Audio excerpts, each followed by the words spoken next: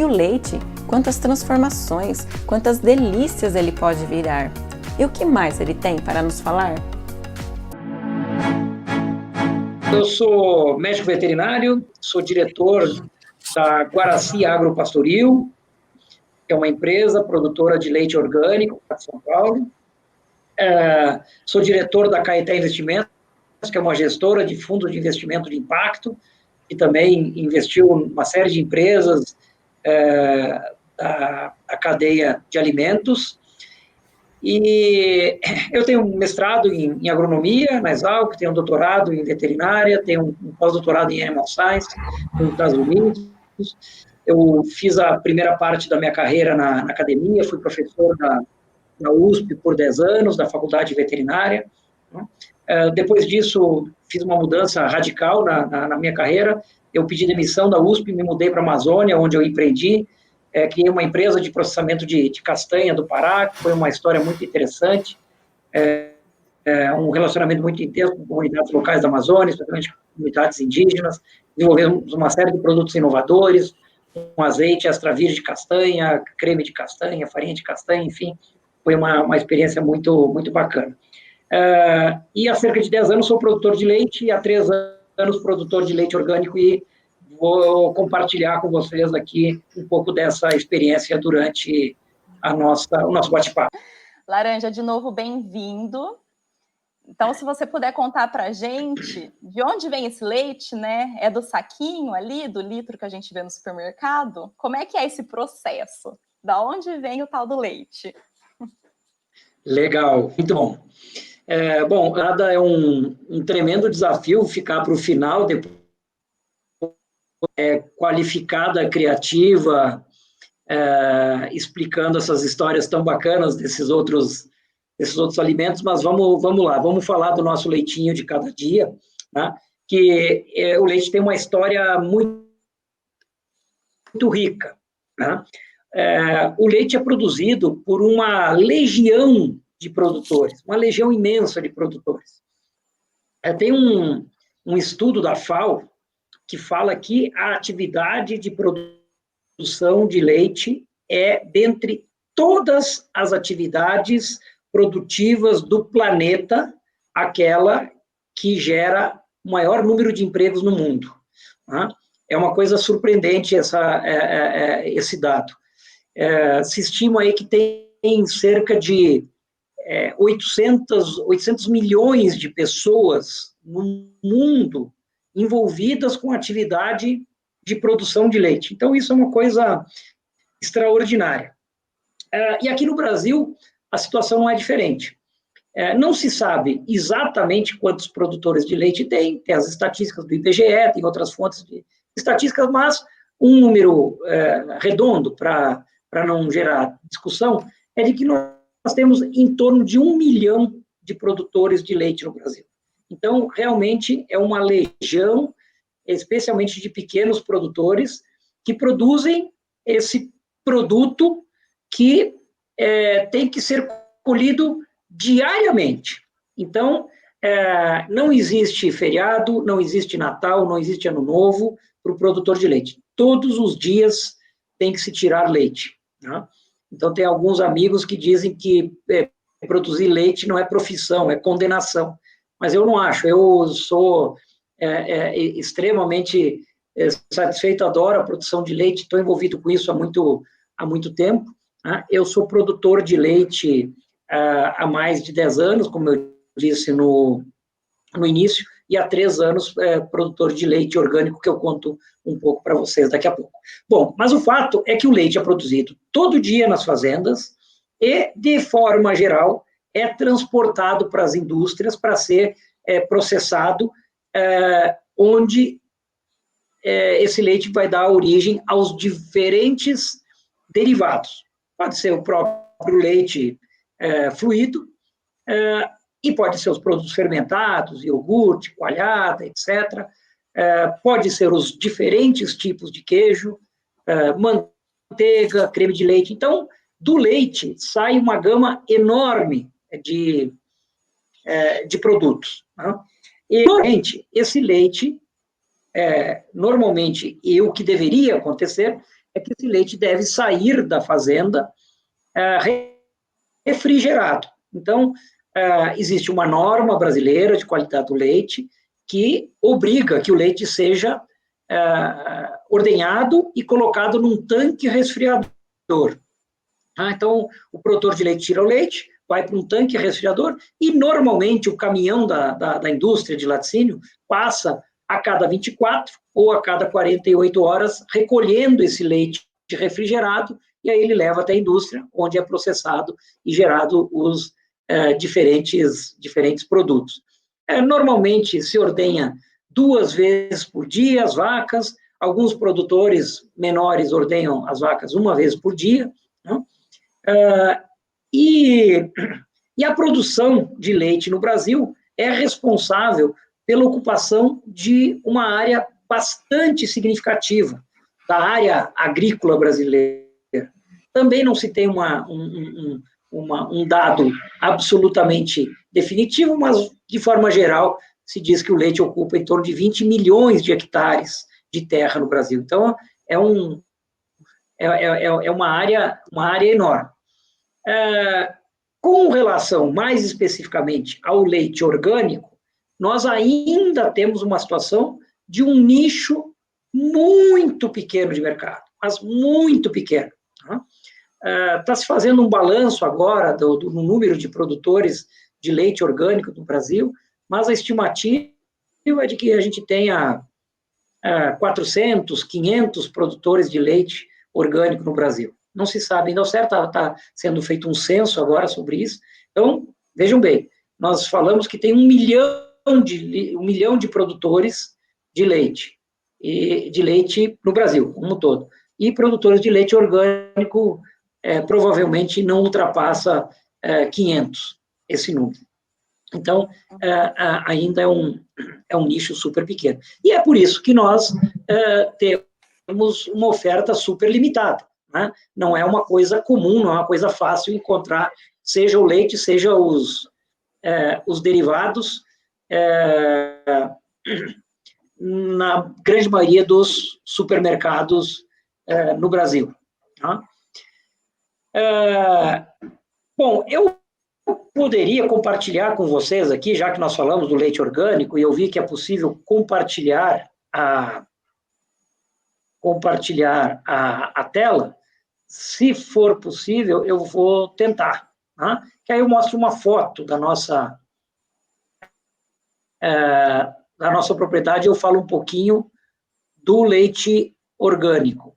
Espera aí que eu vou abrir aqui uma apresentação, vou fazer de improviso, porque eu não estava preparado para fazer essa apresentação, mas eu já vou abrir aqui, que eu acho que vai ser bacana, para vocês verem umas fotos da nossa propriedade. Vamos lá, agora deu certo, já vou compartilhar aqui com vocês, um minutinho, vamos lá.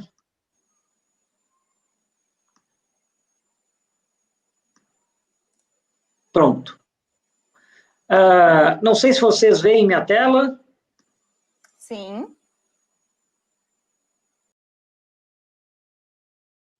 Vocês conseguem ver minha tela? Sim, laranja. Tá. Bom, então, a nossa propriedade, essa aqui é uma foto da propriedade, a empresa se chama Guaraci Agropastoril, então a produção de leite, e essa produção de leite orgânica, ela tem uma série de normas que define, por exemplo, a limitação de uso de uma série de produtos. Então, por exemplo, nós não podemos utilizar herbicidas nas pastagens, em todas as áreas de lavoura onde nós produzimos o alimento para os animais, não pode usar fungicida, não pode usar herbicida, não pode usar inseticida. Então, são normas gerais da produção orgânica. No caso dos animais, somente em condições muito extraordinárias, que se pode usar um antibiótico, por exemplo, só no caso de uma eminência de risco à vida do animal, senão nós temos que usar outras estratégias terapêuticas, seja o uso de produtos biológicos, seja o uso de produtos homeopáticos, seja a questão do fortalecimento da imunidade do animal, como o Dematê colocou muito bem. Então, as estratégias, a técnica de produção do leite orgânico é bastante diferente do leite convencional. Eu produzi leite convencional por 10 anos, estou produzindo há 3 anos. Essa migração do convencional para o orgânico foi uma migração no início bastante complexa, tem toda uma curva de aprendizagem para você manejar os animais de uma outra forma, com o uso de outros insumos, produzir o alimento de uma forma diferente, sem o uso desses químicos. E o que eu queria era passar umas fotos aqui para vocês. Tá? Então, aqui nós temos uma foto aérea da propriedade. Então, as pastagens divididas nesses quadradinhos, que são os quadradinhos que as vacas pastam todos os dias.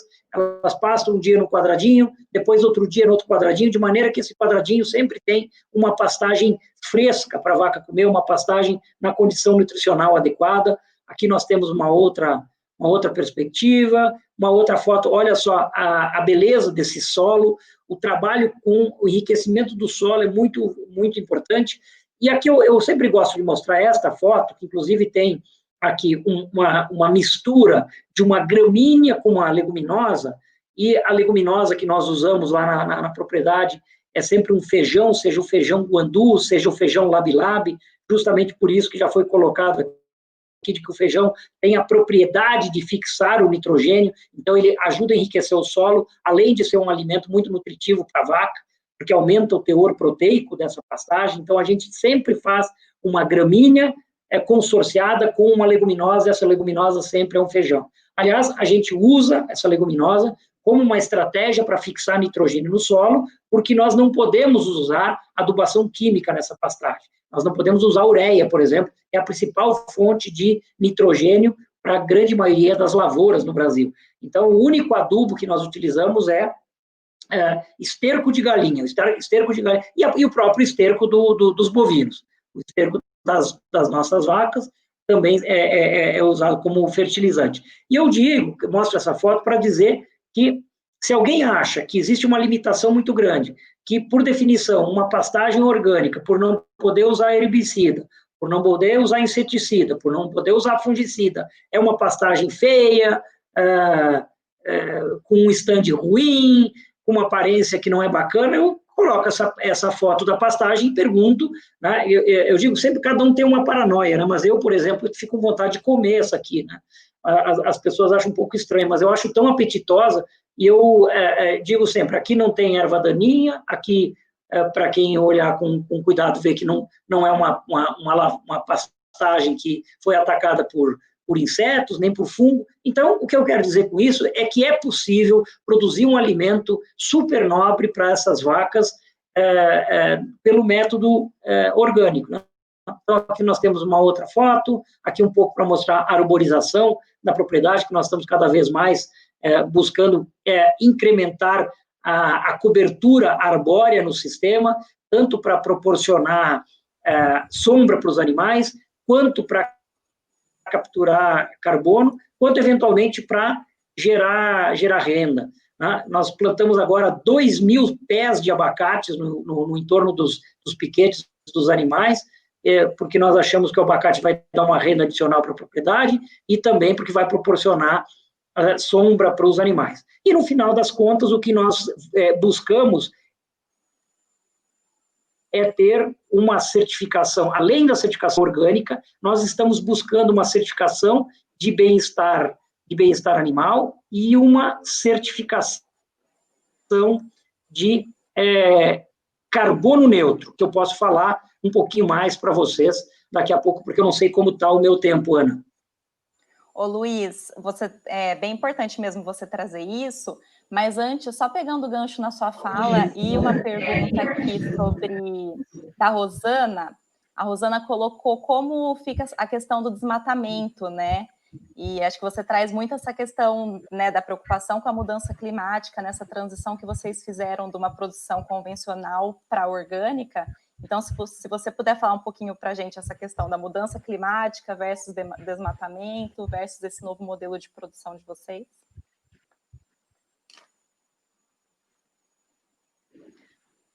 Perfeito.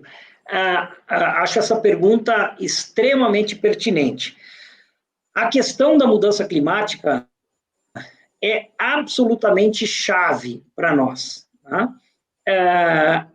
Eu estou envolvido com essa agenda de mudanças climáticas já há bastante tempo, há cerca de 20 anos. Eu tenho participado ativamente desse debate global aí sobre mudanças climáticas, tenho participado das reuniões, das convenções da ONU para mudanças climáticas, tive a oportunidade de participar na Convenção do Clima, na COP15 de Copenhague, na COP21 de Paris, que foi um momento histórico na agenda de mudança climática no mundo, na COP23 em Bonn, e eu digo sempre que o risco da catástrofe climática é muito maior do que a grande maioria das pessoas imagina. Tá? Eu sou um camarada que vim da academia, então eu acredito na ciência. E o maior painel de ciência que já foi formado na história da humanidade chama-se IPCC, que é o painel de ciência do clima. Esses caras, e estou falando de caras cientistas do mundo inteiro, o maior painel de cientistas já constituído na história da humanidade, fez projeções sobre as mudanças climáticas, e as projeções não são nada animadoras. Tá? Então, eu estou absolutamente convencido que nós estamos frente a um risco de uma catástrofe num espaço de tempo muito mais curto do que a grande maioria das pessoas imagina. E tem algumas coisas, de uma forma muito simplista, desenvolvendo um raciocínio muito simplista, algumas coisas que são fundamentais, que nós precisamos fazer de maneira urgente, se é que nós queremos evitar uma catástrofe inimaginável na mudança climática. E eu, lamentavelmente, acho que a chance de nós evitarmos essa catástrofe é muito baixa. Mas se tem alguma chance, isto passa por pelo menos duas coisas. Uma, meio óbvia, a questão da mudança de combustível, da matriz energética, fazer energia renovável. Mas a segunda, que diz respeito à nossa conversa aqui, é plantio de árvores. E o plantio de árvores é o oposto do desmatamento. Então, eu sempre digo o seguinte, nós não podemos nos restringir ao debate de reduzir o desmatamento. E eu participo muito do debate sobre a questão do desmatamento na Amazônia, até porque eu morei lá há 6 anos. Reduzir o desmatamento não é uma opção. Nós precisamos plantar a árvore de uma forma obstinada. Então, o uso da terra, que em grande parte é feito para produzir alimento, tem que contemplar a adição de árvores. Então, isto é uma questão fundamental no nosso negócio. Nós tomamos a decisão de que o leite nosso vai ser carbono neutro. A equação das emissões de gás de efeito estufa produzido pelo nosso rebanho, que produz gás de efeito estufa, sim. Então, nós precisamos romper com essa postura defensiva dos produtores.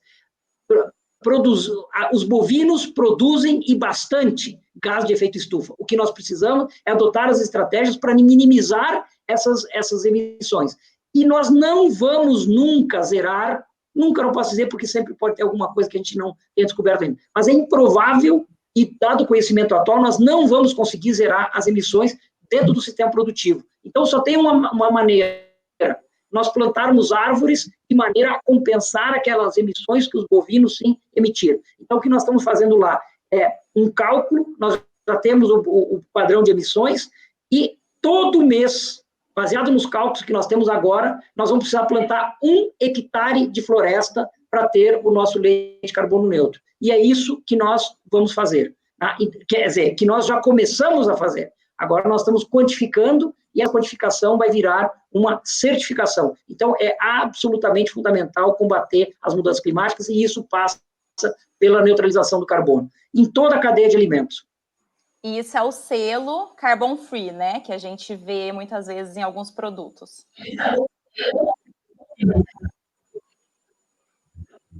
Exato, esse é o selo Carbon Free. Então, nós estamos no processo final de certificação do Carbon Free. Esse é um processo que eu conheço há bastante tempo, porque a empresa que eu fundei há muitos anos atrás, há cerca de 20 anos atrás, no Mato Grosso, já foi certificada com esse selo Carbon Free, né? Então, agora eu vou ter essa segunda empresa certificada com o selo Carbon Free. Legal, Luiz. Aí a gente tem uma pergunta aqui da Cris Nascimento. Ela pergunta, e como é a vacinação desse gado orgânico?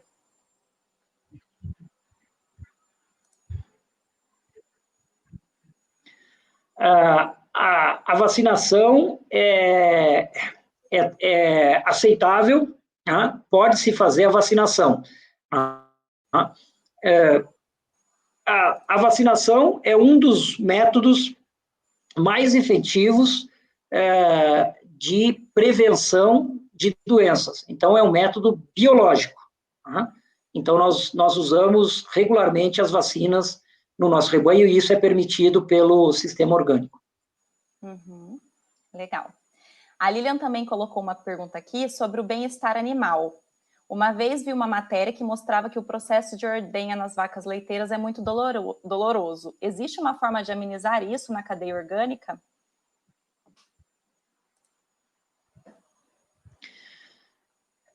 Na verdade, nós estamos no processo de certificação de bem-estar animal. Este é um outro tema relevante para nós. Tá?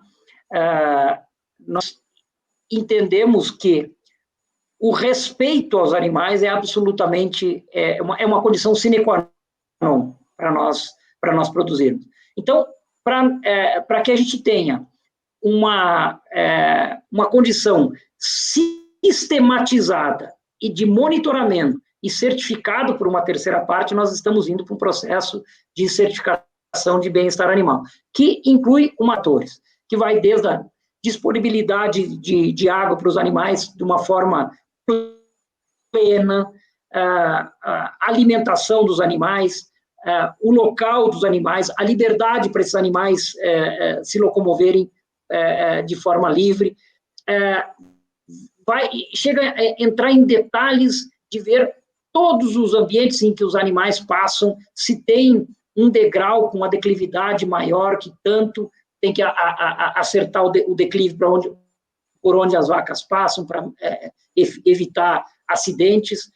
Enfim, tem um conjunto de normas que define essa certificação de bem-estar animal. Com relação à questão do processo de ordenha ser doloroso, eu acho que tudo é uma questão da maneira de se fazer a ordenha dos animais. Se você fizer a ordenha dos animais de uma forma gentil e cuidadosa, eu entendo que nós não vamos ter um processo de sofrimento desses animais durante o processo de ordenha. Então, para você ter uma ideia, lá no nosso caso, cada vez que a vaca vai para a ordenha, ela recebe uma certa quantidade de ração. Cada uma tem o seu box, então ela chega na ordenha, dependendo do animal, recebe 1 ou 2 quilos de ração. Então, se você for observar, assistir uma ordenha lá na nossa fazenda, você vai ver as vacas comendo durante a ordenha. Tá? Comendo normalmente. Cada uma recebe a sua porção de comida, e enquanto elas são ordenhadas, elas comem. Então, entendo que, uma vez que o processo é feito de maneira gentil, o processo de ordenha, eu quero dizer, você não tem o sofrimento para o animal. Legal, Luiz. Ótimo que você trouxe só na sua fala 3 selos, né, que a gente vê ali nos produtos. Então, o selo orgânico, o selo de bem-estar animal e o Carbon Free. Que a gente continue vendo muitos produtos com esses selos no mercado, né? Parabéns pela iniciativa da Guaraci. Muito obrigada pela sua contribuição.